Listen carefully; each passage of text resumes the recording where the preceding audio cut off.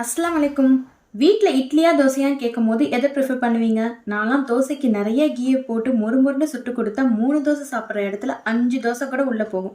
அதுவும் மசால் தோசைனா சொல்லவே வேணாம். மசால் தோசை எப்படி செய்யணும் பார்க்கலாமா? ப்ரெஷர் குக்கர்ல 2 மீடியம் சைஸ் உருளைக்கிழங்கு, வெங்காயம், தக்காளி, மஞ்சள் தூள், சீரகத்தூள், காரத்துக்கேற்ப மிளகாய் தூள், கரம் மசாலா, தேவையான உப்பு, உருளைக்கிழங்கு வேகிற அளவுக்கு தண்ணி சேர்த்து வேக வச்சு எடுத்துக்கோங்க. ப்ரெஷர் ரிலீஸ் ஆகிறதுக்கு அப்புறம் ஓபன் பண்ணி நல்லா உருளைக்கிழங்கு மேஷ் பண்ணி எடுத்துக்கோங்க. தாளிக்கிற வீடியோ கிளிப் மிக்ஸ் ஆயிடுச்சு. கொஞ்சமா எண்ணெய் சேர்த்து கருகு, கருவேப்பிலை, வரமிளகாய் போட்டு தாளிச்சுட்டு உருளைக்கிழங்குல சேர்த்து மிக்ஸ் பண்ணிக்கோங்க. அடுத்து சட்னிக்கு 2 மீடியம் சைஸ் வெங்காயம், 1 மீடியம் சைஸ் தக்காளி, 5 பல்லு பூண்டு, 2 காஷ்மீரி மிளகாய். உங்களுக்கு காரம் வேணாம்னா 1 காஷ்மீரி மிளகாய் சேர்த்துக்கோங்க.